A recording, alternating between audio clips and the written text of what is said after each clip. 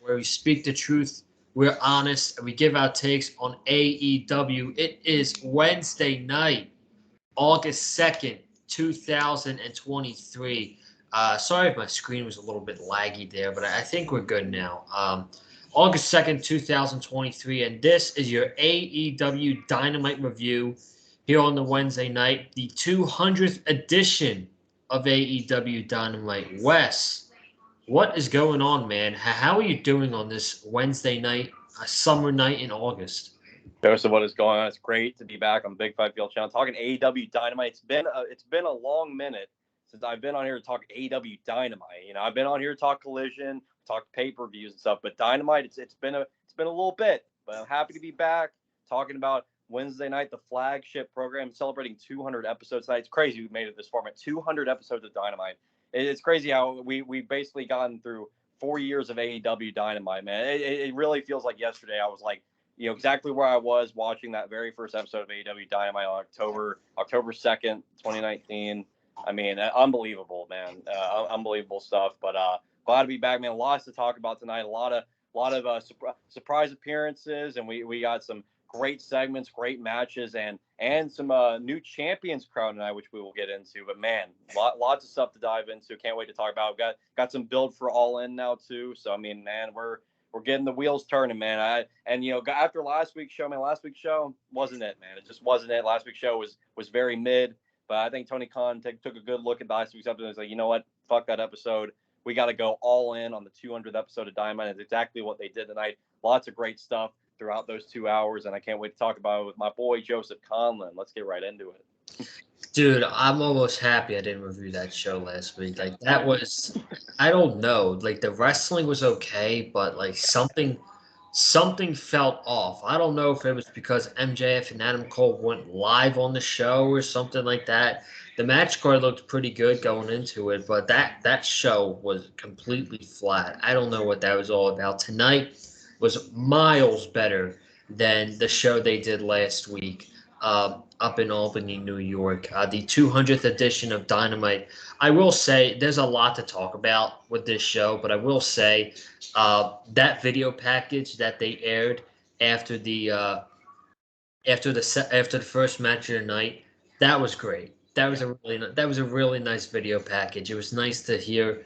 It was nice to hear from Cody. It was nice to see stuff from Brody Lee, and you got to see the best moments from Dynamite throughout the years. They showed a little bit of the back and forth promo between CM Punk and MJF, which is my favorite segment ever on Dynamite. One of my favorite segments ever was that promo on Thanksgiving Eve between MJF and CM Punk. But that was a great video package. But there is a lot to talk about with tonight's show, man. The wrestling was awesome. The talking segments were really good too. We got some matches set up for next week and for All In. We finally got our first match announced for All In. I'm not in the rush for match announcements, but I'm glad that we're starting to get there. We're starting to get there, and then we're going to be off to the races. We're going to talk about some stuff before we dive into the review. But if you guys haven't already, be sure to subscribe to the Big Fight Fuel channel. We got some more content coming up throughout the summer, going into the fall. More AEW for you guys. Football season's on the horizon. As you guys are going to get more Dolphins content from me coming up in the future. So be sure to subscribe to the channel. And if you haven't already, be sure to go ahead and check out Saturday's review for AEW Collision. It's up on the Big Fight Fuel channel. And really quick, Wes, before we dive into these topics, what was your first instinct reaction when FTR retained the titles against MJF and Cole? Do you think they should have won? I'm not gonna lie, man. When that match, hey, and by the way, great match. By the way, I gotta say that main event, the crowd was hot, match was hot, great stuff all around. And look, as much as I love FTR, I give all my love and respect to Cash Wheeler and Dax Harwood. I gotta say, I can't lie to you, I was disappointed. I was pretty disappointed with the result because, man, I wanted so bad. Because none of us knew how this was gonna play out. None of us couldn't. There were scenarios we could have played out in our heads, but we didn't know what was actually going to happen. And FTR retained the titles, and I'm cool with it now. But at that moment, man, I did feel that my body just kind of deflate there. I was kind of like, man, what a tag title reign with MJF and Adam Cole would have been sweet. Even if it was just like a very short run, it would have been so sweet to see him with those tag titles. But not too surprising, FTR retained. But and no turn either after the match. I was surprised by that. I figured we were probably gonna get something there. They teased it, and Adam Cole was prepared for MJF to hit him over the head with the belt, but we didn't get that. We got a hug it out segment between them, and man, I mean, and we're gonna talk more and more about MJF and Adam Cole once we get into Dynamite, man. But man, I absolutely adore this storyline, like 100%. Like, there's not been a single flaw within this storyline with Adam Cole and MJF. I feel like the only flaw is when they inevitably break up. That's gonna be the only thing, because none of us want it to happen, man. I mean, AEW, like, this is by far one of the greatest things that AEW's come up with in their run as a company, man. I mean, this whole like storyline. I mean, who would have thought that at the beginning of all this, when MJF and Adam Cole were paired together in a tag team tournament, that we'd be getting to this point where we're like, these guys are the most over duo right now. I mean, I feel like they're more over than FTR at this point, which is insane to say, because FTR is the best tag team on the entire freaking planet.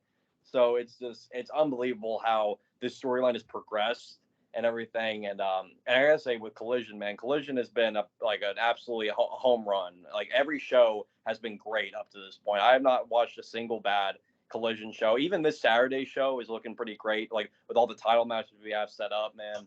And I love just the format overall with Collision. They've done such an overall amazing job with the production. I love the start of the show promos that they cut backstage. It's very old school. I love it. It separates itself from Dynamite in that way, and I love that. It's its own thing and it has its own identity. So it's yeah, I mean, you see more and more crowds of people saying that Collision's been doing better than Dynamite. And honestly, I'm kind of joining in on the crowd. But hey, tonight's Dynamite was fantastic. Started, but I think week to week right now, Collision is just on a different level. I really do feel like they're on a different level right now. So Yeah, I completely agree, man. I'm loving the show every single week. It feels like it's a can't miss show, and we got another segment tonight between MJF and Adam Cole, and I'll save my thoughts when we get to that segment. But Wes, the big breaking news about today is that the Young Bucks, Hangman Page, and Kenny Omega have re-signed with AEW, and they are all on multi-year deals. I'm not shocked by this. I don't know why anyone thought that they would leave the company that they built. They were going to leave AEW. They were never going to leave AEW. It was just a matter of fact of when they're going to re-sign, how long it's going to be for, and how much money Tony Khan is paying them. Tony Khan is probably paying them a boatload of money, and I don't know, man. If I'm a betting man, this could be the last full-time contract that Kenny Omega and the Bucks are on, because they've had a long career so far, man. Kenny Omega is reaching 40 years old, and the fact that he's putting on matches like he is right now, it is unbelievable. Hangman Page, he's only 32 years old, so he's got a long way to go. But I think this could be the last full-time contract that the Bucks and Kenny Omega they get in their careers. But I'm just so happy they're back in AEW. I knew it was happening. I wasn't like any of these marks out there saying, oh, they're going to go to WWE and they got this. They got Kenny Omega versus insert this person and insert that person. He was never going to leave AEW. There's still stuff for him to do. There's still stuff for the Young Bucks to do too. So I'm not shocked by this at all. What are your thoughts on these guys re-signing with AEW? yeah, I mean, it's not a shock whatsoever. I feel like people really shouldn't have gotten their hopes up at all for them jumping ship to WWE. We know Cody helped start AEW. Well, he jumped ship, but he had more of a reason to go back, because he started in WWE and he wanted to go back for his dad, for the legacy of the family, to finally win the big one, which is still That still is yet to happen. I don't know when oh, that's I guess that's up to WWE. We'll see. But it's with the Bucks, Kenny and Hangman. I mean, it just wouldn't have. It felt like, I mean, I feel like they knew too. It wouldn't have felt right to leave AEW. Like, especially since they're the ones that started this, and they run the ship. Along with Tony Khan. All of it just it started with them. And so this is where this is where it all began for them, as far as being their own entity and everything. So them leaving just wouldn't have made any sense at all. So I really love them coming back to AEW, re-signing, and I agree with you. I think this will probably be their last full-time deals for Kenny and the Bucks. This will be their last full-time contracts with any company, because they're starting to get older too. Kenny, like I said, Kenny's pushing 40, and Kenny's already put his body through so much punishment over the years. I know he's like ready to probably call it quits, like somewhere in the near future. I don't know when, obviously, but I imagine he doesn't have too many more years left in the tank as far as his wrestling career goes. But yeah, I mean, it was just only right they come back to AEW. So I'm looking forward to seeing more of the Elite in AEW, and what they got going on next. We shall see what they have planned for them and All In. Will definitely be interesting. I would assume they would have something pretty big planned if it's AEW's biggest show yet, one of the biggest wrestling shows in all of pro wrestling history. So it's gonna be fun, man, and welcome back, the Elite. Dude, you just put it in my head now that they're saying like they should have something big planned for their biggest show, the biggest show ever. My one complaint about tonight is we saw nothing, and I'm sorry if my computer's lagging for it. I apologize about that. I'm a little disappointed that we didn't see any altercation between the Elite and the Don Callis family tonight. I was a little disappointed by that because the show's 4 weeks away, and you think they'll announce something. I don't know what they're gonna do with Kenny at All In. I don't know if he's gonna face Will Ospreay. I don't know if he's gonna face Takeshita. I'm not so sure yet, but we shall see. The show opened up tonight live from Tampa with a tag team match. Chris Jericho and Konosuke Takeshita. They took on the Jericho Appreciation Societies, Sammy Guevara and Daniel Garcia. I thought this was a really fun tag team match. Don Callis was acting like a slime ball the entire time. He would be tripping up Garcia, tripping up Guevara. Don Callis was really pissing off the audience. So the audience, they gave him a nephew Don chant, and that's what you love as a heel, as these FU chants. And Takeshita's in there, he's doing business, and Jericho is delivering chops to Danny Garcia, and after every chop from Jericho, Danny Garcia starts to do the dance. And I mean, good for him, man, because this dance is really getting him over, and the AEW audience loves the dance. So we're going to see more of it. We're definitely going to see more of it in the future. Guevara got the hot tag from Garcia. He went wild, took out Takeshita, took out Chris Jericho. The ending of the match was Garcia and Jericho in the ring, and Garcia had his sharpshooter. I think he calls it the Red Death, in the ring. And Don Callis, he grabbed Chris Jericho's baseball bat and he hit Danny Garcia right in the face with it. And Jericho, you can hear him say, "What the fuck, Don?" And Don's like, he's just backing up. He's acting like a slime ball. And Jericho, he doesn't know what to do. And he goes over and he pins Danny Garcia. And Chris Jericho wins the match for his team, thanks to Don Callis. So him and Takeshita, they get the win over Jericho and Garcia. And after the match, backstage, you have Jericho walking a bit around backstage. Renee's back there.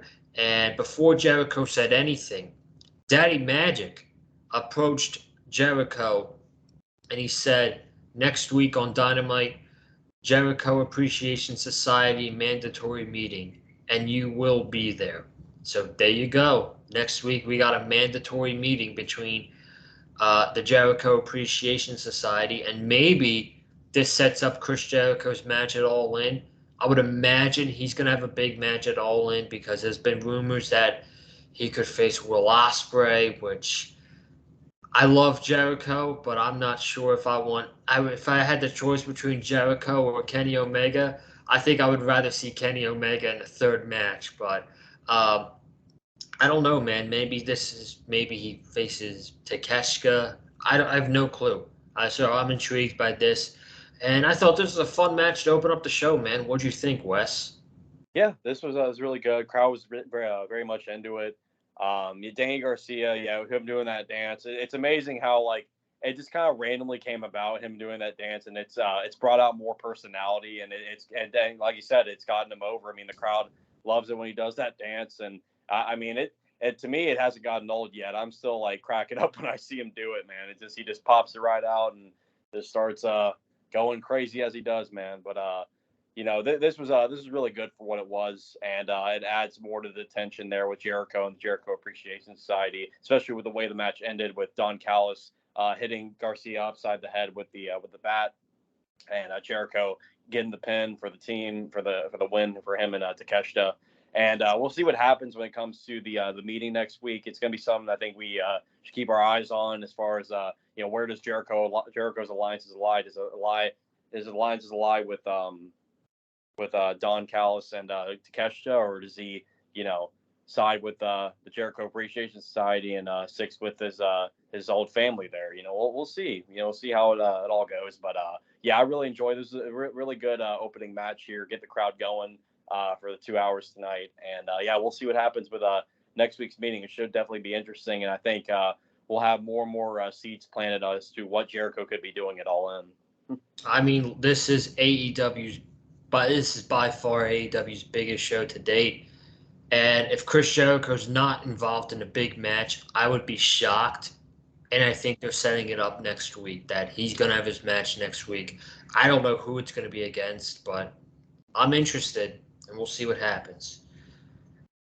Tony Schiavone was in the ring, and he introduced the FTW champion, Jack Perry, who came out to a chorus of boos to his new Beethoven theme song. And he grabbed the mic immediately from Tony, and he's like, Jerry Lynn, come out here and get the ass kick that you deserve. So Jerry Lynn comes out, and he says, I'm not able to come down there and kick your ass because, number one, that would be child abuse. And number two is because I've had so many plates and screws go into my neck that no doctor in this world would be able to clear me. He says, but I do have a friend who was a former wrestler in ECW, and he's still active today in the pro wrestling business. We all knew who this was. The crowd started chanting RVD, RVD, and out comes Rob Van Dam. Jack Perry looks shocked. Rob Van Dam comes out from the babyface tunnel, and they get face to face. Jack Perry backs away. Jerry Lynn comes into the ring, and they hug. And Jack Perry comes back, and he hits it. He tries to hit Van Dam with the steel chair, but he ducks.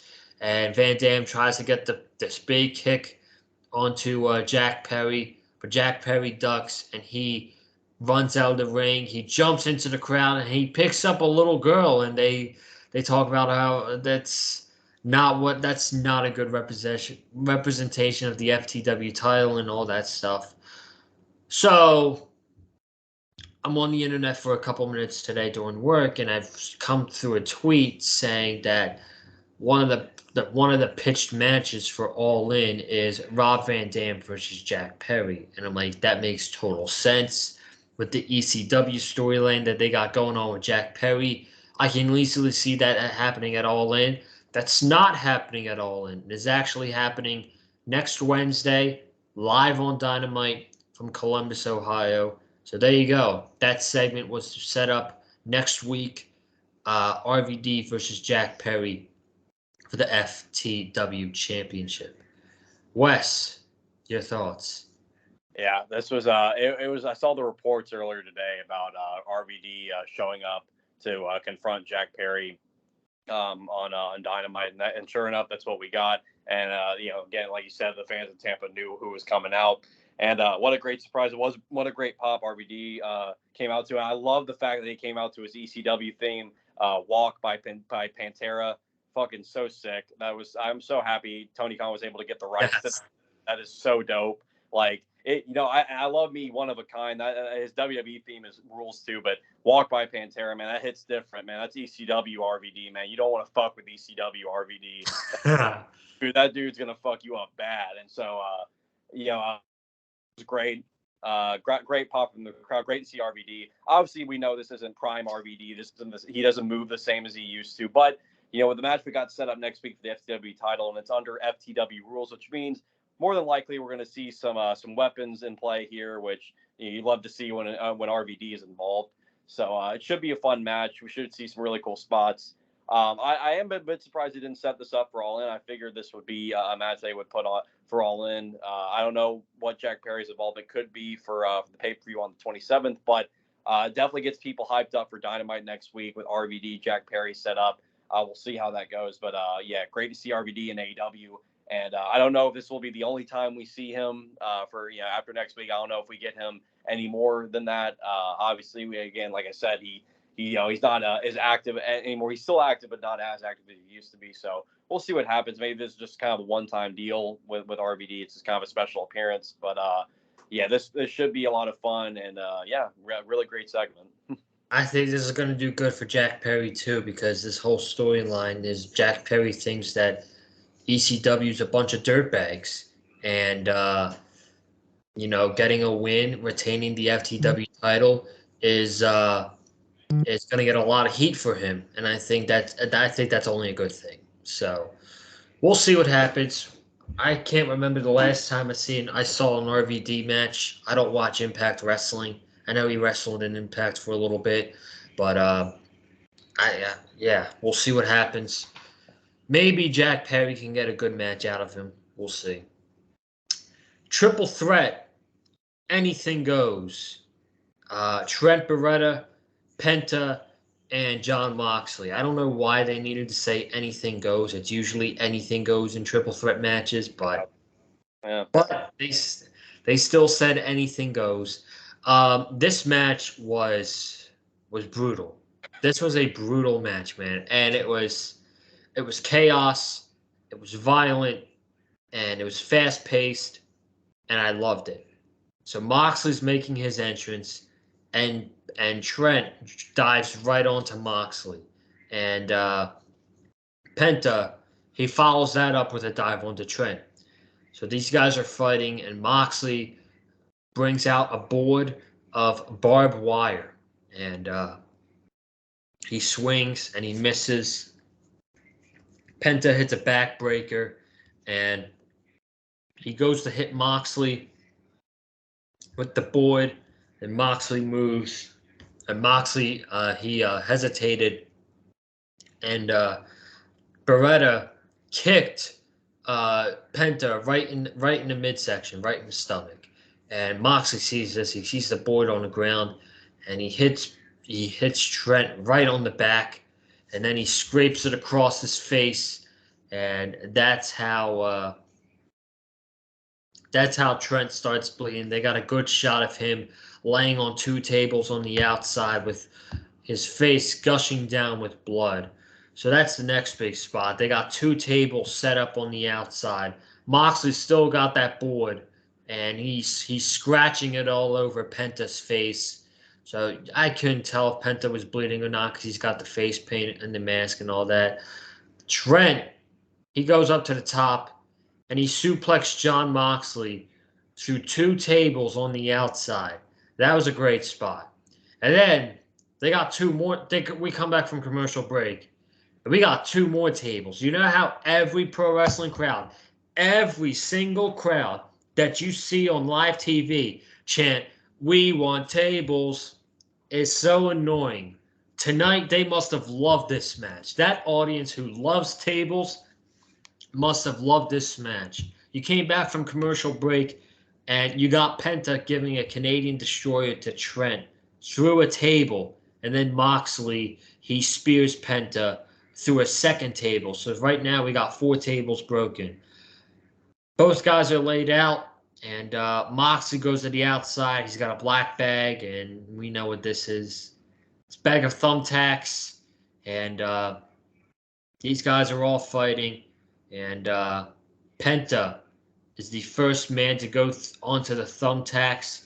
Was it Penta? Yeah, it was. It was a Penta, a pile driver right on his head, and then a suplex to Beretta, and Beretta landed on the thumbtacks, and then later on, Moxley goes after Penta, and Beretta gives his finisher to Moxley right onto the thumbtacks. Moxley's head landed right on the thumbtacks, but you know what? Moxley loves that shit because he's a sick fuck. So all 3 of these guys, they're standing up. They're giving each other elbow after elbow after elbow, and Trent gets the better of it at the end. He takes out Moxley, and he hits a Storm Zero onto Penta, and Trent gets a big win in this triple threat match. Man, did not expect that to happen. Trent got the big win over 2 big names in AEW, Penta and John Moxley. After the match, Claudio, Wheeler Yuta, they come out, and Orange Cassidy and Chuck Taylor meet them in the crowd, and they are brawling. Trent gets involved. Moxley gets involved. We got a huge 6-man brawl going on around ringside.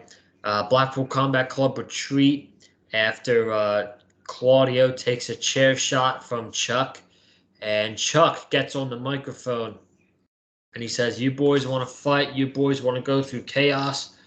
We're gonna take you to a match that we're way too familiar with, and we're gonna fight in the parking lot Friday on Rampage. We're going back to Daly's place, and we're gonna have ourselves a parking lot brawl." So I'm guessing this is a pre-taped main event on Rampage Friday night.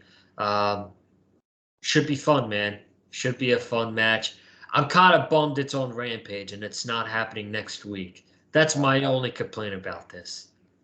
Yeah, I agree. It would be so great to see on next week on Dynamite, man, because it would add to the card for sure. But if I'm not out of the house on Friday, I probably won't tune into all Rampage, but I'll at least tune into this match because if it's like the last parking lot brawl we had with the Best Friends and Proud and Powerful. This should be a banger because we all know that was one of the best AEW matches we've ever seen on Dynamite, and it was during the pandemic era too. And man, let me tell you, man, and when they were doing that video package early in the night, showing like all the highlights from all the episodes of Dynamite we've had, man, and they showed the parking lot brawl. It's like, man, and not even just that, like the golf cart with Matt Hardy and Kenny Omega running over Sammy. I mean, it really makes you look back and be like, man, AEW really had the best shows going during the pandemic. They really did. Yeah. I mean, it was just like there was just no other wrestling company that was doing pro wrestling like AEW was during the pandemic. Because like, at a time where everything was so uncertain and we had to find some for entertainment. AEW really delivered. It was not everything was perfect, obviously, because nothing ever is always perfect. But man, I mean, they really delivered some of the best moments in like AEW history during the pandemic. I mean, really, it's pretty incredible. But Yeah. but yeah, this triple threat was all kinds of crazy. I would say this is probably my match of the night right here. This match went absolutely berserk. I mean, you would think I was playing this match on AEW Fight Forever, man. That's how crazy this was. The table spots, thumbtack spots. I mean, golly, it made me feel like I was immersed in the Fight Forever video game. Which, by the way, that game is so fun, man. I'm still playing that, man. That game is so great. But yeah, this was a lot of fun. Great win for Trent Beretta too. I'm very happy for him. You don't get a lot of moments. We see Trent and Chuck get some on the AEW show, so it's cool to see Trent have this spotlight here to get the win. And we got the parking lot brawl set up for Friday night. Again, if I'm not out of the house on Friday night, I'll probably be tuning into that just to at least see how that goes. But yeah, lots of fun stuff. Definitely a great match to watch tonight. Oh wow, this is cool. I'm just reading now on Twitter that after the show, they had most of the AEW roster come out and congratulate Tony Khan on 200 episodes of Dynamite. That's pretty cool. That's awesome, man. Yeah, that's incredible milestone for AEW, man, and it culminated in a great episode. Yeah, absolutely. Um, where are we here? We are at. Here's what I was going to talk about. Last week, it felt like they started a rivalry between um, Orange Cassidy and John Moxley. Now, this could be a match at All In. Orange Cassidy is still the AEW International Champion, and you know, I'm guessing this is leading to a match with John Moxley. But man, I feel like Orange Cassidy and the reign that he's having, when he drops that title, he should drop it to someone that's going to elevate to the next level. I'm thinking someone like Konosuke Takeshita. I'm thinking someone like Miro who deserves it, who's a little bit directionless on Collision right now, may I say. I don't think John Moxley needs another championship. John Moxley's bulletproof. John Moxley's one of the, if not one of the biggest stars in AEW. And I love Mox. Don't get me wrong. But if he is the guy to defeat Orange Cassidy and end this monumental reign of like 26 defenses, I think that's a mistake because I don't think he needs it. Yeah. Am I the only one who thinks this? No, I agree with you there. It's not Moxley doesn't need the international title. Moxley's already been proven that he's one of the top guys in AEW, and that's never going to change. I don't think he needs to have a reign with the international title. Plus, Cassidy beating Moxley in that match, if we do end up getting that match at All In, would be just a huge monumental win for Cassidy and would add to the already impressive win column that he has with his defenses as international champion. I mean, he's had an incredible run as international champion, and him beating Moxley potentially at All In at Wembley Stadium in front of the biggest crowd AEW's ever seen. I mean, that would just be a true amazing moment there, and a true monumental moment for the reign of Orange Cassidy as international champion, just for his career overall. So, yeah, I agree with you. I don't think Moxley needs a title reign with the international title, but yeah, if we potentially get Cassidy and Moxley All In, man, sign me up. I'm all for it. Yeah, I think the match will be great, but I mean, I'm just hoping Mox doesn't win the title because I don't think he needs the title. And I think you're right. I think if Orange Cassidy does beat Mox, I think that's a symbolization of like, wow, he just added another successful title reign and he beat one of the best in AEW. I think that would be nice. But I think he's dropping the championship at one of these two shows. I think he's going to lose the title at All In or All Out. At some point, he's going to have to drop it on a big stage because it's just too good of a reign to drop the championship on a random episode of Dynamite or a random episode of Collision. Because he's having such a historic reign right now. He's having such a good reign that it deserves to be dropped on a big stage. That's going to elevate someone to the next level in AEW. So that's what I wanted to get to with something that came out of last week's show. MJF came out in Tampa, Florida, and he welcomed his little devil worshippers. And MJF was all babyface here. He talked about the story where in school when he was a little kid, he was always bullied. He was called a Jew boy. And there was one day in school where kids were throwing a roll of quarters at his face, and he had tears pouring down his face. And they were telling MJF they were like, pick it up, Jew boy. And the crowd gave that loud boos. And he said, from that moment on, I felt like I couldn't trust anybody in this world. The only person that I could trust was myself.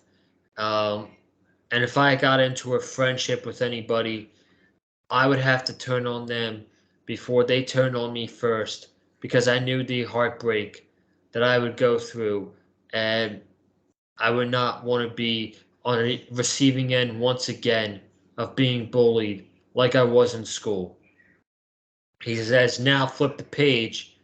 Throughout my career, I have felt like that bully. I have been the bully to multiple people. I have backstabbed people. I have lied. I have cheated throughout my career. But that changes today. And he's acting all vulnerable with the crowd, and he's really opening up. And um, he said, MJF says, I was scared to be true to myself in fear or rejection, and that it was easier to make fans boo him than be vulnerable. So, of course, it's easy for fans to boo MJF. He's the best heel in AEW history. He says he's not scared anymore because of the fans, and they told him that they care. And throughout this segment, MJF had this crowd in the palm of his hands. Anything he said, they were cheering. And he says, I'm changing today because of you, the fans. You showed that you care about Max. You don't care about MJF. You care about Max. And they start chanting Max, Max, Max. And he opened up throughout his career. Uh, he's been a scumbag, and he wants to change that. And he's like, trust me, I'm still a scumbag, but I'm your scumbag. And then the crowd started chanting, you're my scumbag. You're my scumbag. Again, MJF had the Tampa, Florida crowd in the palm of his hands tonight. And he says, not only did you change it, but one individual who I never thought I would be best friends with in my entire career, he taught me to change. He taught me not to live. He taught me not to live in an evil world. He told me not to live in a negative world. And he is my best friend in the entire world. And he introduces Adam Cole. And Adam Cole comes out with no theme music. And he says, despite not winning this past Saturday, I'm so proud of you. I'm so proud of you with this friendship. And in the beginning of the friendship, I had no interest in teaming up with you, and I was going to go to management and try to get myself away from teaming up with you in the blind eliminator. And he says, I'm so glad I didn't because I found a true friend in you, Max. And he says, Max is a great friend. And he opens up with MJF. He says, not only am I proud of you, we are proud of you, meaning the AEW audience. So they start chanting. They're on their feet. And MJF and Adam Cole, they hug. They get a monster ovation. And Adam Cole and MJF was like, I appreciate it, and I love you too. But there's one reason why I brought you out here. And he said, last week I gave you my word.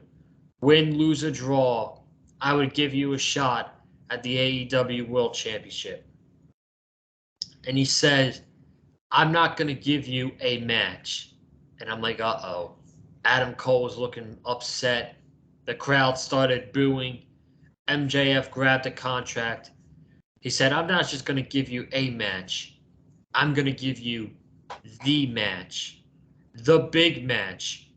The biggest match of the entire year on the biggest stage in professional wrestling, says MJF. He opens up the contract and he says, this is a contract for a world championship match in the main event at Wembley Stadium in front of 80,000 people. Adam, will you sign the contract? Adam Cole signs the contract. They shake hands, they hug, and they throw up the graphic. MJF versus Adam Cole in a brotherly battle at All In, the AEW World Championship. Adam Cole says, there's no one I would rather participate in such a historic event with than Adam Cole, baby. They hug, they get the graphic going on, and then they start being comedic. It's like, yeah, I'm still gonna beat you. I'm still gonna retain my championship over you, which I love. We need another comedic segment, which is like, I'm gonna beat you. No, I'm gonna beat you. They need another bro session, man. Um, but the two are celebrating on the top on the rope. They're celebrating to the crowd, and they pan backstage, and Roderick Strong is furious. He's fuming. He has lost his anger. He's throwing stuff. He's throwing equipment. He looks like he's about to cry. And all of a sudden, Matt Taven and Mike Bennett walk up to him and he says, "Hey, if you ever need friends, we got your back."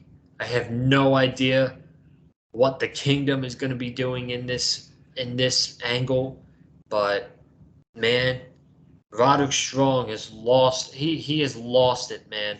Roderick Strong is going bananas.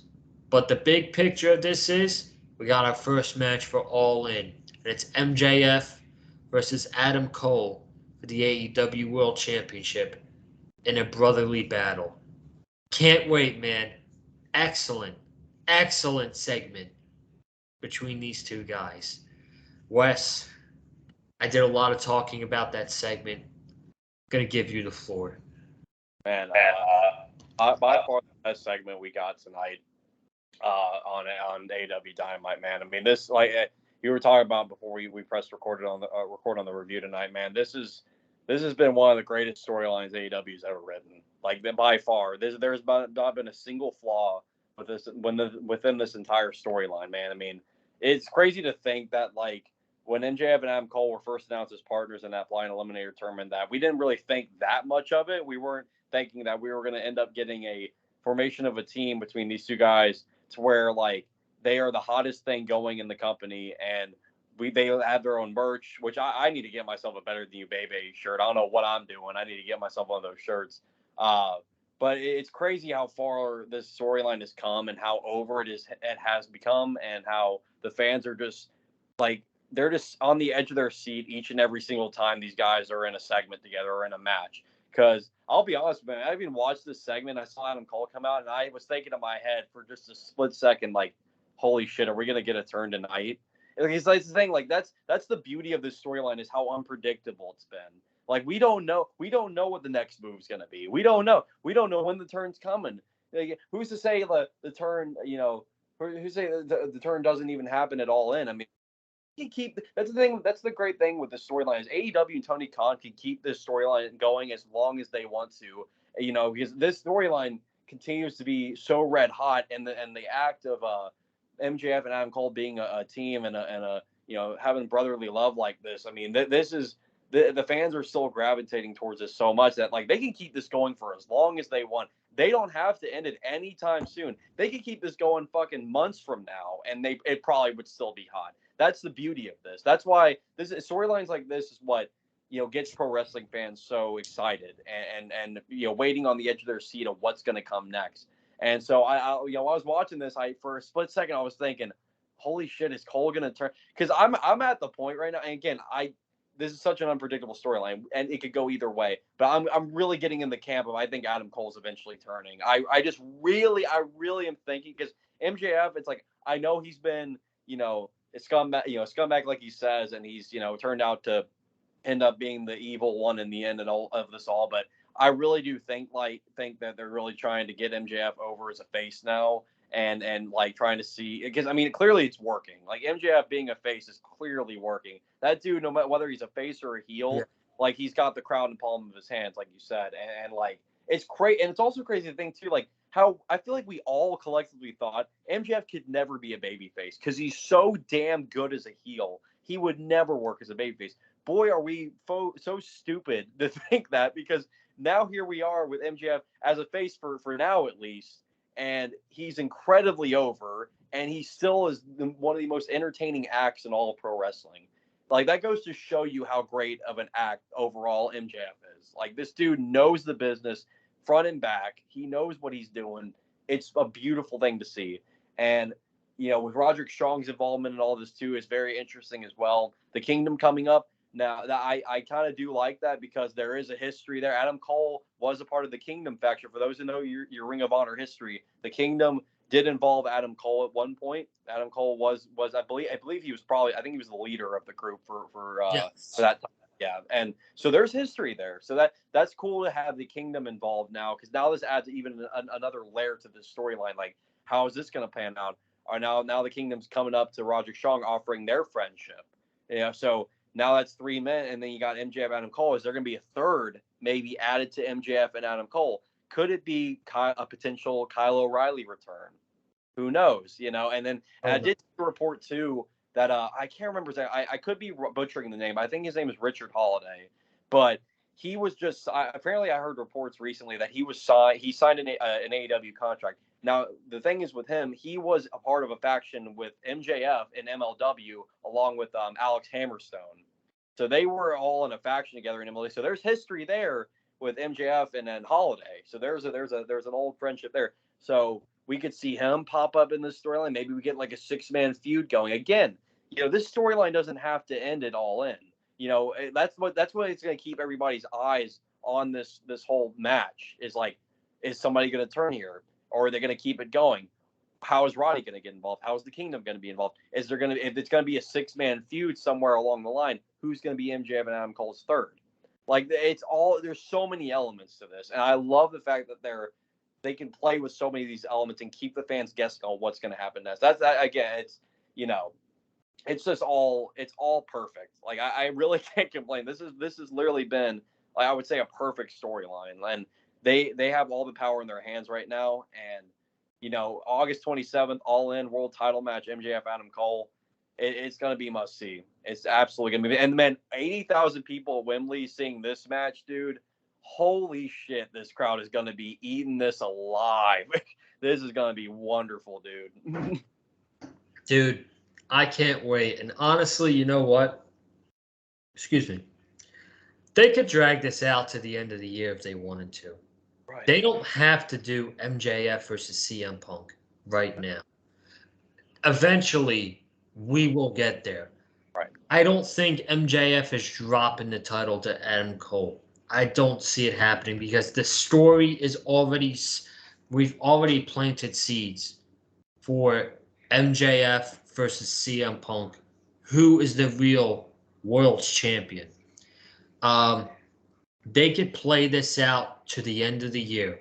They can have MJF be the world champion of Dynamite, and they can have CM Punk be the world champion of Collision. They could have MJF and Adam Cole and Roderick Strong, whatever they got to do on Wednesdays and whatever they want to do with Punk on Saturdays, they got there. They don't have to come face to face until the end of the year before they get into the new year. But this is must-see television. This is like, and I'm going to give credit to WWE because when Sami Zayn was in the Bloodline, it was must-watch television. You're like, what's going to happen next week? What's Roman going to make Sami do? What's Sami going to do with the Usos? And trust me, I love wrestling. I'm not as big as a WWE fan as I was, but at that time, that was must-watch television on Friday Night SmackDown. And we're getting it again with Adam Cole and MJF, where I feel like you got to tune in every week to see what's next with these two guys. Roderick Strong's role is getting stronger and stronger and stronger because every single week he's getting more frustrated and more frustrated. And I feel like this week was the breaking point. Last week he got into MJF's face. MJF called the schmuck a default call last week on Dynamite, which I thought was hilarious. And I want you to think about something, Wes. I don't think Adam Cole is losing. I don't think MJF is losing to Adam Cole And I don't think you're going to have Adam Cole turn heel just to lose to MJF. And we already planted seeds for an MJF CM Punk match. Now I want you to ask yourself this question. And if you want to, you can give me an answer. Who do you think the audience is going to cheer for when that feud happens? MJF or CM Punk? And the answer is pretty obvious, I believe. Unless we're in Chicago, it's going to Yeah. be. Yeah, exactly. So I maybe we don't see MJF turn heel for a while because I think it's more than likely that MJF is going to get cheered over Punk. And when they rekindle this feud, they had their feud the first time, one of the best feuds in AEW history. The roles are going to be reversed. MJF is going to be the babyface, and CM Punk is going to be the heel. So I have no idea what's going to happen, man. It's unpredictable television. It really is. I mean, it's just, again, like I said, it's wonderful, man. I mean, it keeps us wanting to tune in week to week, and that's what you want with your pro wrestling programs. You want to tune in week to week to see what's going to happen next. That's the whole point when you do weekly television with pro wrestling. You want to keep the audience entertained. You want to keep them, striving for more. So it's great, man. I mean, like going into All In and into the end of this year. I mean, I feel like we're going to be in for some wonderful, wonderful television. And like, man, MJF, AEW has him lined up for months if they want to. Months. They don't have to do CM again. I'll say this one more time. They don't have to do MJF versus CM Punk this year. They can wait till 2024 if they want to. Cuz I don't think that man's leaving AEW, do No, you? I don't think so either. No. That they've given him everything he ever wanted. Right. Yeah. I don't know, man. Fantastic. Yeah. Whatever you want to say. And we got our first match official for All In, and it's your main event. Adam Cole versus MJF for the World Championship. Six-man tag. Kenny Omega, the Young Bucks versus Jeff Jarrett, Jay Lethal, and Satnam Singh. When I saw this match announced on Twitter, I believe it was Sunday, I'm like, okay, this is just to get the Elite on the show for the 200th edition of Dynamite. It would not have felt right if they weren't on the show. Um, Very good match. I thought it was a fun match. Got some nice spots in there. I thought the Young Bucks spot with Satnam Singh was comedy. We got some involvement from the Hardy Boys. They took out Sanjay. Brandon Cutler sprayed cold spray into Karen Jarrett. Kenny tried to W Karen move. W move there. Kenny tried to lift up Satnam Singh for a one-winged angel, and Sanjay he interfered.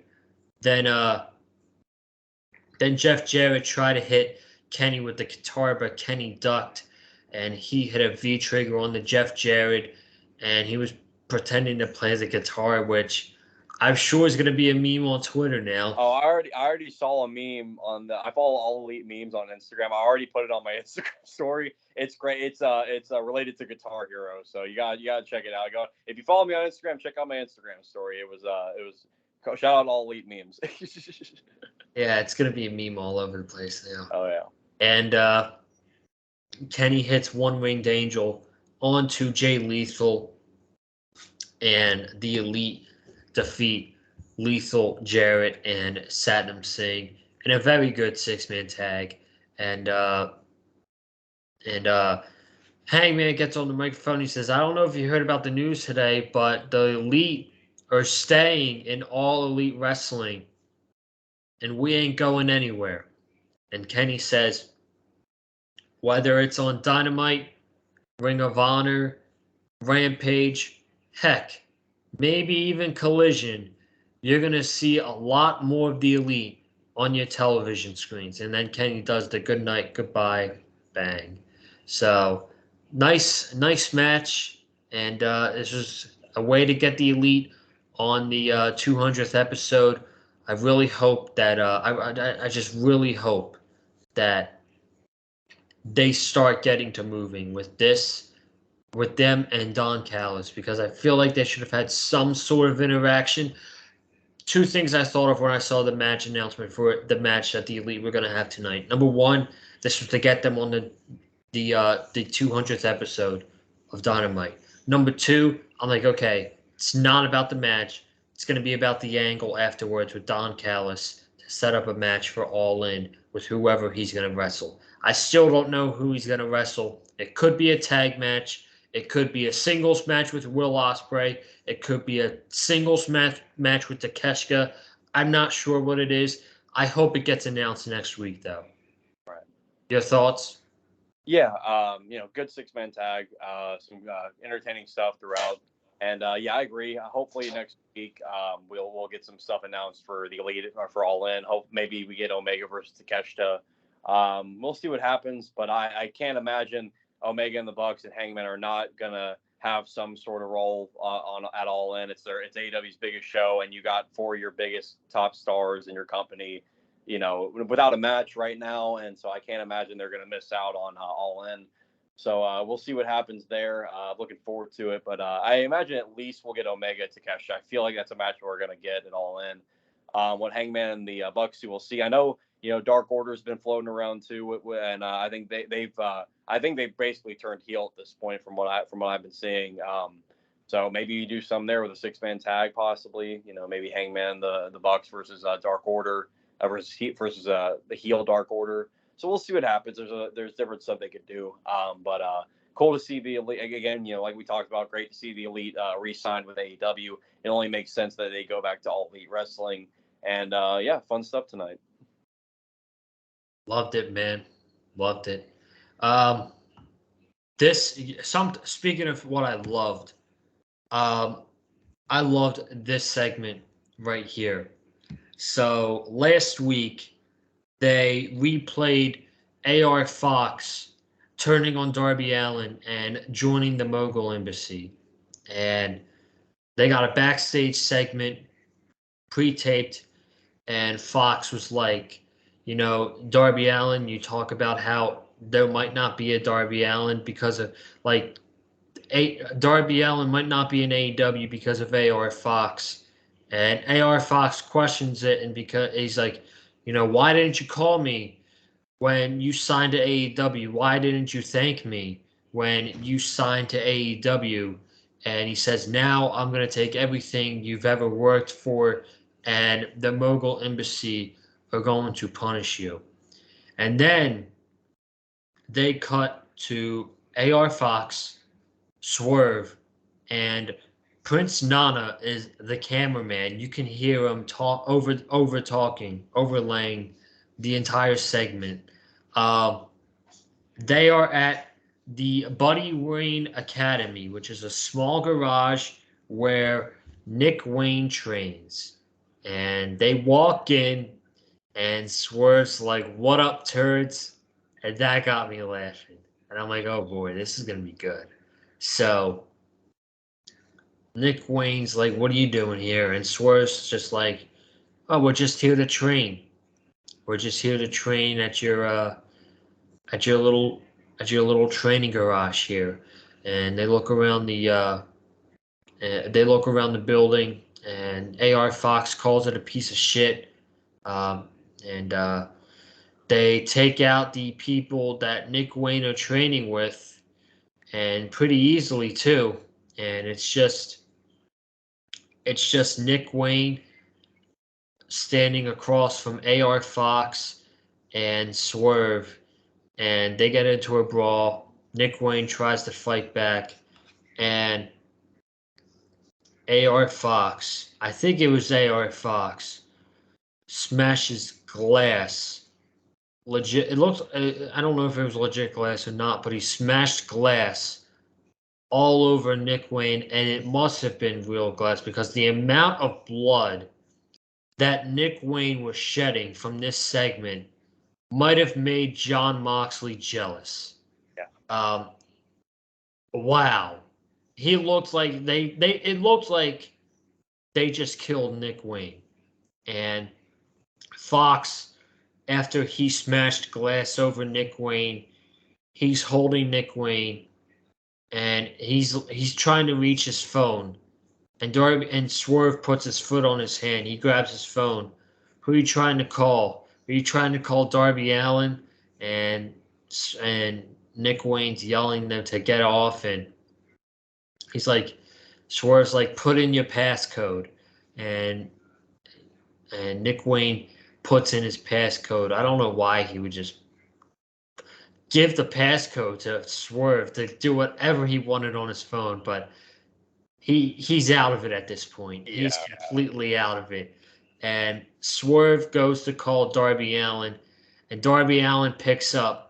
And he's like, and AR Fox, he's like, oh, this ain't Nick. This is AR Fox. He's like, you told me that there might not be a Darby Allin without AR Fox. And Swerve was like, why didn't you call AR Fox when you signed with AEW?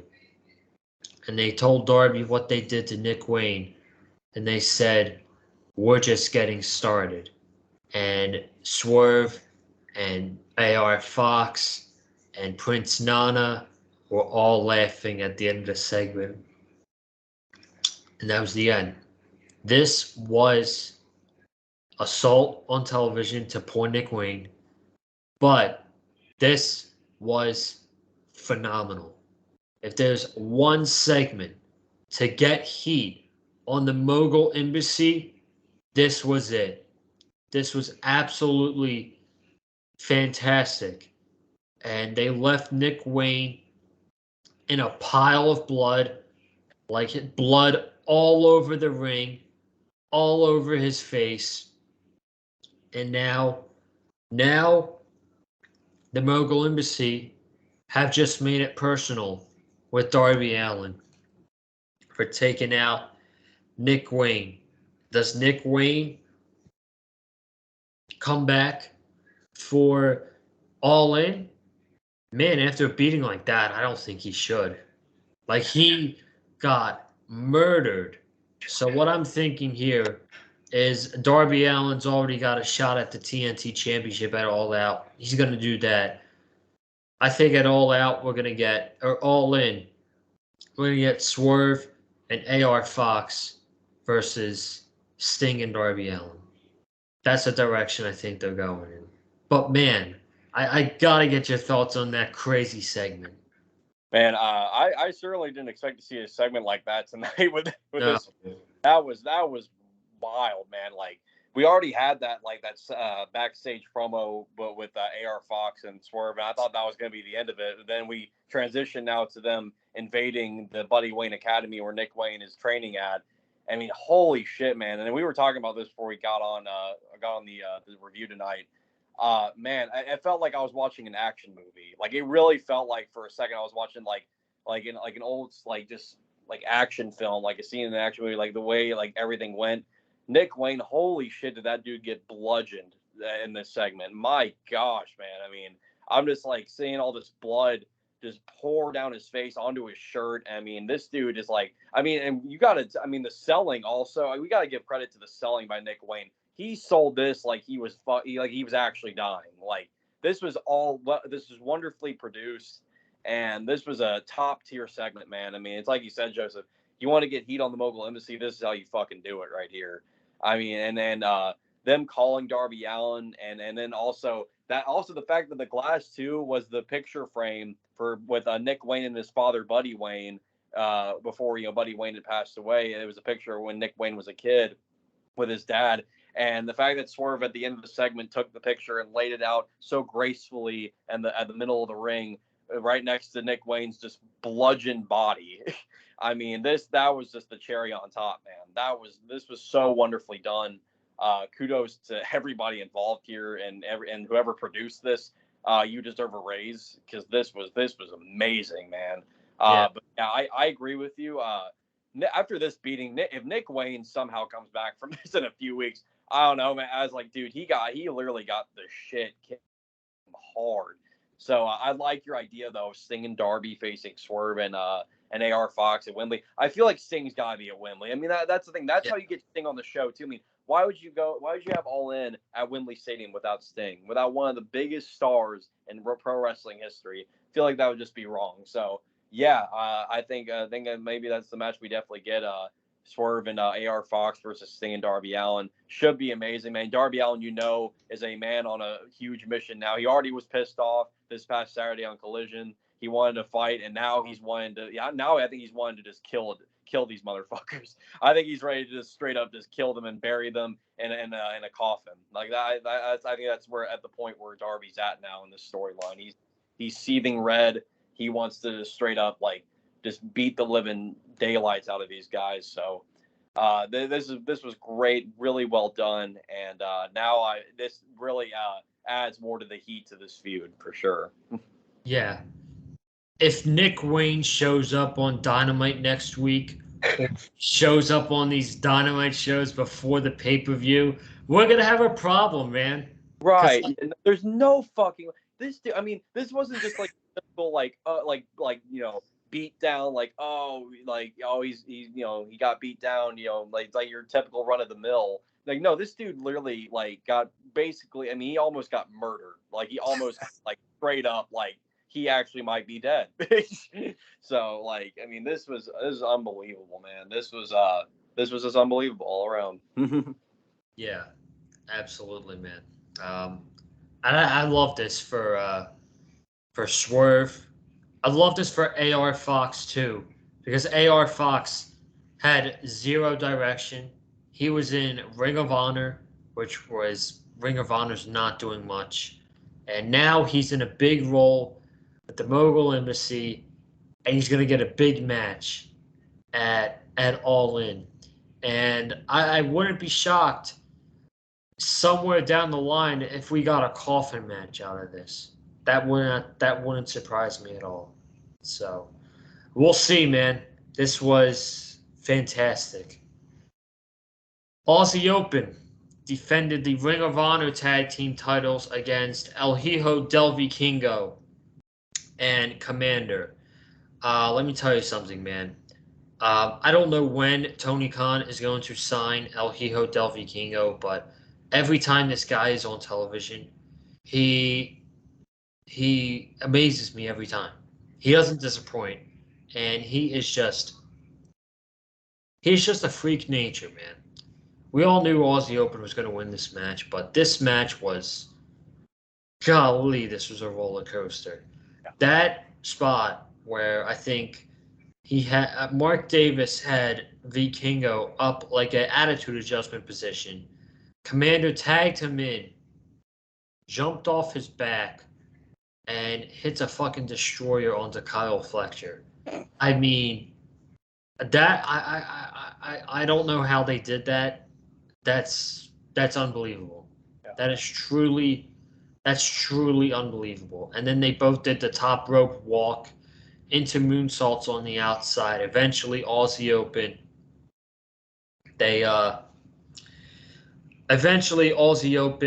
They took advantage.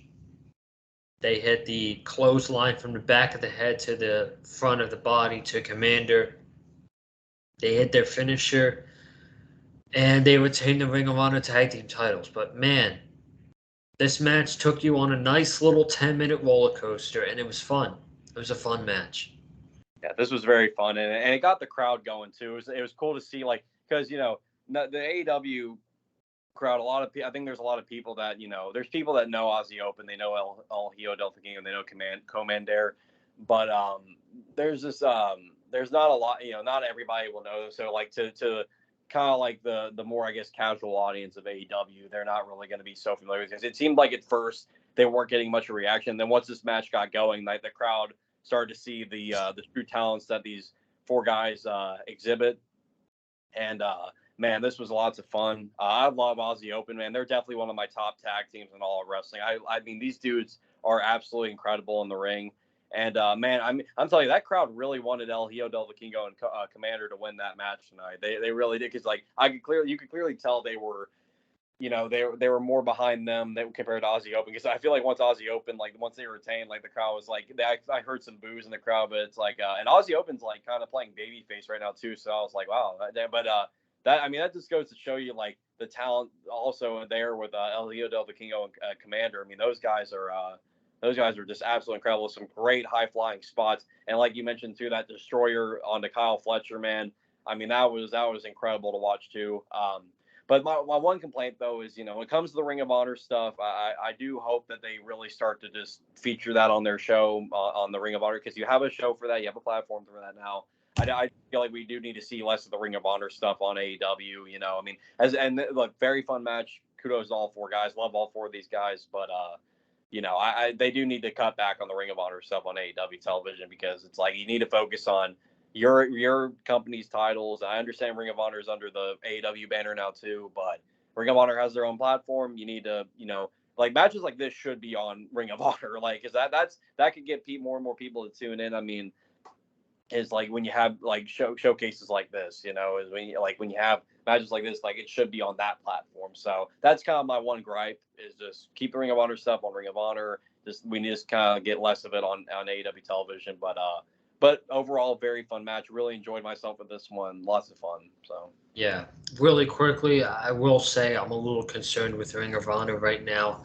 Um, Not this past Saturday, but the episode of Collision where it was in Newark, New Jersey. I was at that show, and it was a very fun night. And after Collision was over, they still had Ring of Honor tapings after the show. They announced that Ember Moon was going to be wrestling, Dalton Castle was going to be wrestling, and Big Bill and Lee Moriarty were going to be in a tag team match. And let me tell you, man, when Collision was over, that building cleared out pretty fast. There was not a lot of people there for now.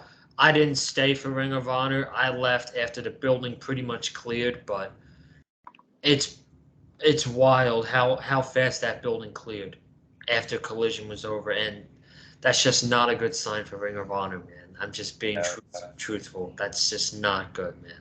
I know they were doing tapings like in Orlando and stuff. I don't know why they I guess they just, now that they don't have Dark and Dark Elevation, like I guess they just kind of try to use Ring of Honor to just record tapings tapings of whenever they do Collision and Dynamite or whatever.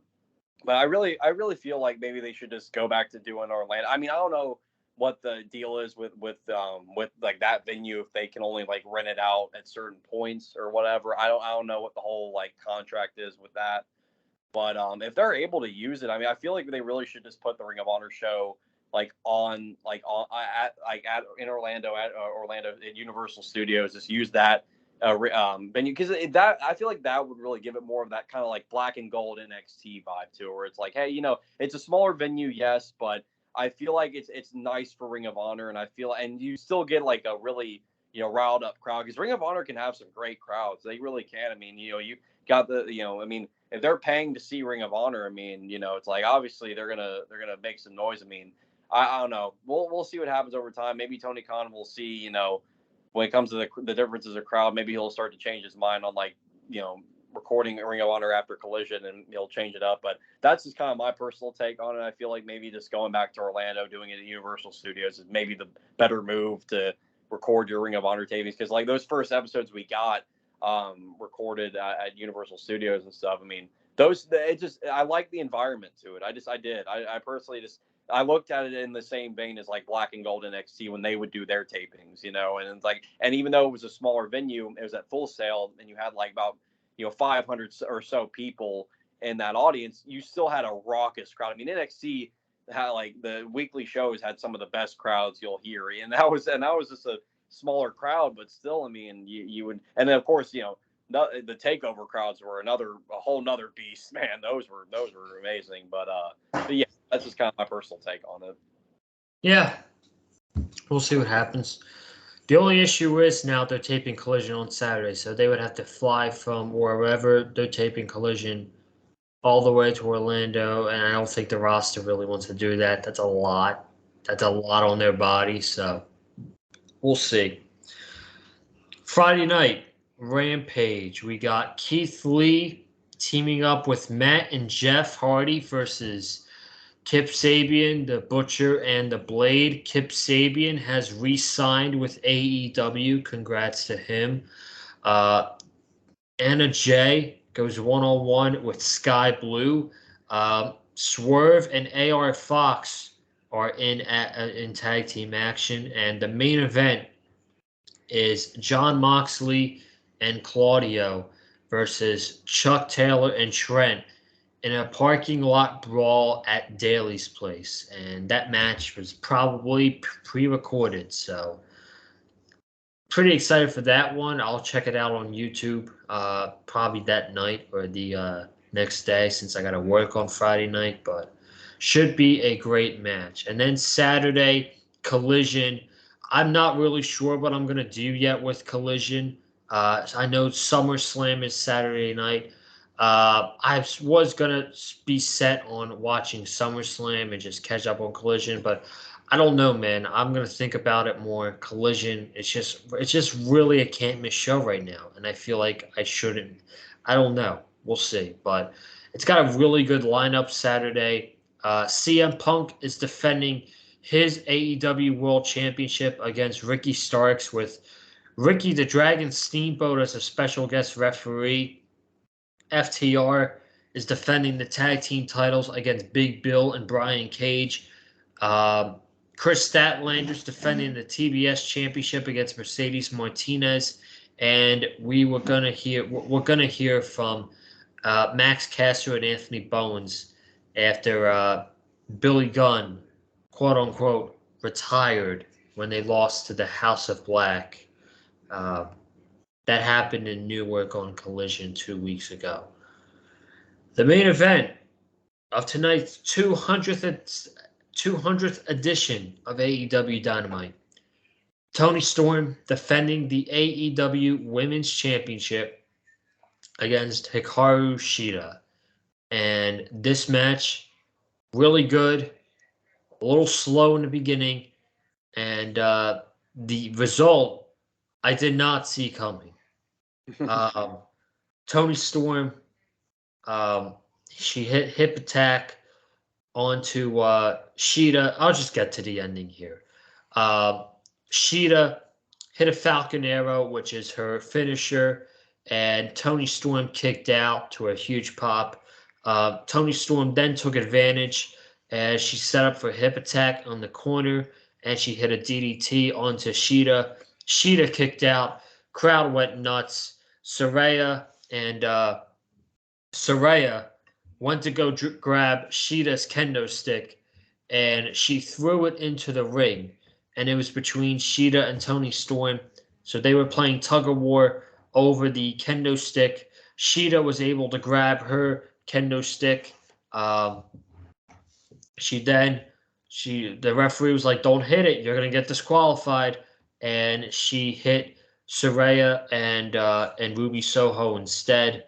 And the referee is, while he's putting the stick away, Toni Storm goes to get the spray paint, and she sprays Shida in the face, and I'm like, oh, that's it. That's the ending. Pile driver. Shida kicks out. Shida kicks out at 2.5. Toni Storm goes for it again. Shida gets a roll-up, small package, and Hikaru Shida is the brand new AEW Women's Champion. And like I just said a couple minutes ago, I did not see this coming at all. Now, I am happy that a true AEW original got a big moment on the 200th episode of Dynamite. This woman has been with the company since the beginning. She's been there since October 2nd, 2019.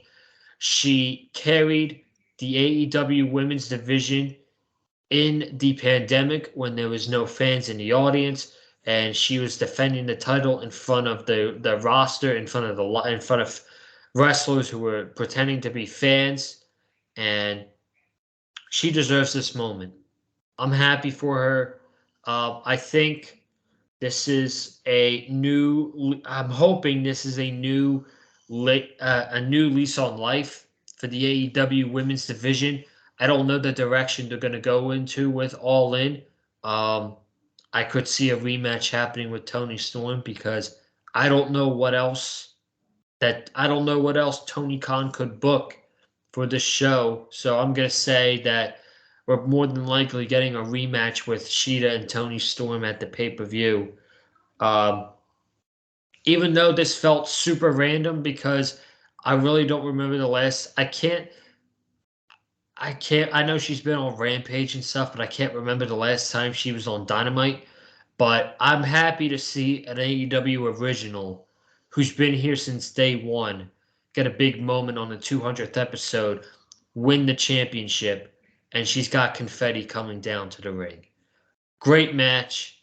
Sheeta's the champion, and now she gets a run in front of actual fans in 2023. Wesley Williams, your thoughts?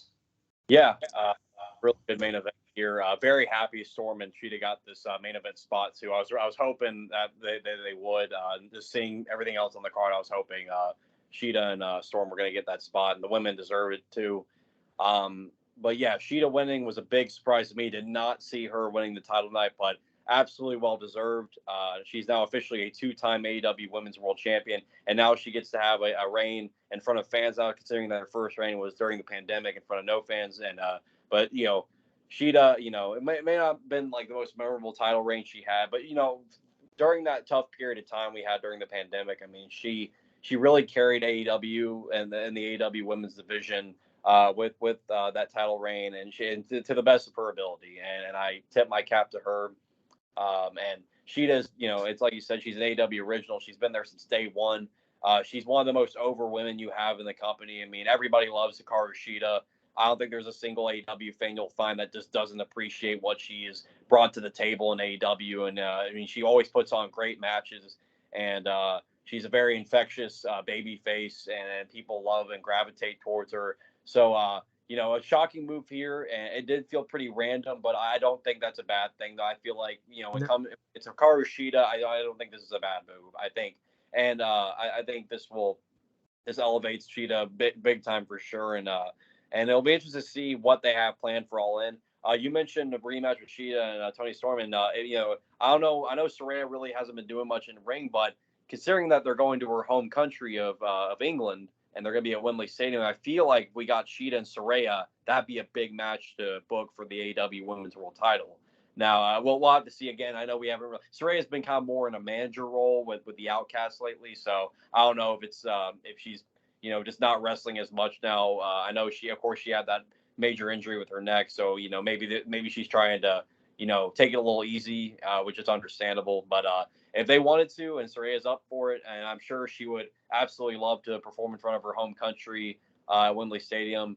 But honestly, though, it would kind of suck for Sheeta, because I feel like Saraya would just be a babyface automatically if it's in her home country. It's like, yeah, but I mean, at the same time, though, I could see that stadium going very crazy for Sheeta as well. I mean, you don't know what to expect with British crowds, man. It's gonna be a huge whirlwind of just a huge explosion once we get there with the 80,000 strong at Wembley. But that's kind of my idea. I feel like Sheeta Saraya is the direction I could see this going in. But again, very happy for her. Great way to cap off 200 episodes of AEW Dynamite. All around, great 2-hour show tonight, much better than last week.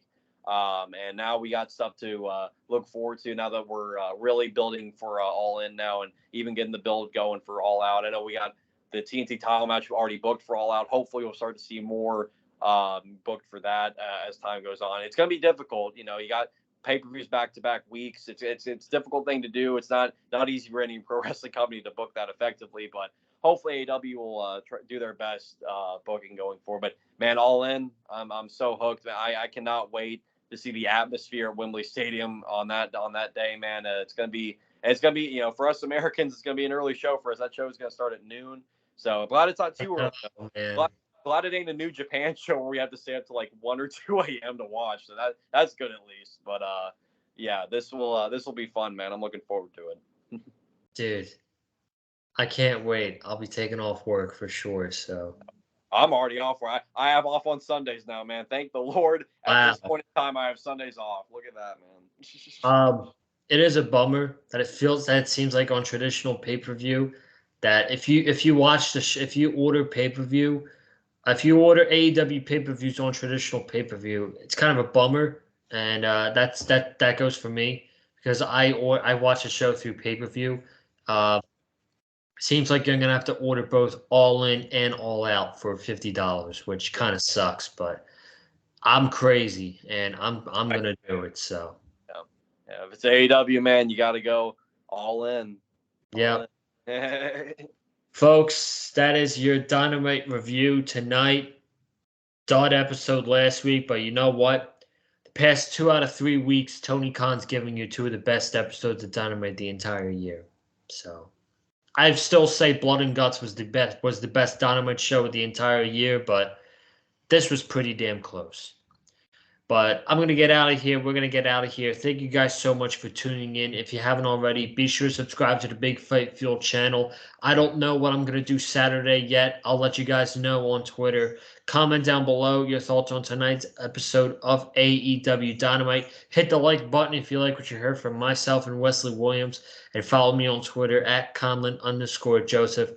Wes, where can they follow you, my friend? You already know. Follow me over on Instagram at The Real Wesley Snipes. You can also follow me over on TikTok with the same exact username. Again, that is at The Real Wesley Snipes. Joseph, thank you so much for having me aboard. 200 episodes of AEW Dynamite. Great show tonight. Pleasure talking pro wrestling with you, my friend. And man, we got All In to look forward to on the 27th, man. We're officially in August now. We got some build going. It's going to be a lot of fun. Can't wait to talk about it with you. And when Cameron's able to come back on the channel too, it's going to be get the whole band together, man. It's going to be a lot of fun. Looking forward to it. By the way, I'm not sure. Next week we got Dynamite next Wednesday. Wednesday should be fun. Next Wednesday is my 21st birthday, so I'm not sure if I'm going to be reviewing Dynamite. It would be pretty cool if I did, but I'm not sure. I'm not. I might be hanging out with the family, just having fun. I'm not sure yet, but if I'm available, we'll get a fun review going next Wednesday, the night of my birthday. So we'll see. Get yourself an ice cold brewski, my friend. 21. That's a big age. Enjoy yourself. Sir. Yes, sir. All right, I'm gonna get out of here. Thank you all so much for tuning in, and I'll see you in the next video. Have a good night. Stay safe, and as always, stay classy. And I'm out. Peace.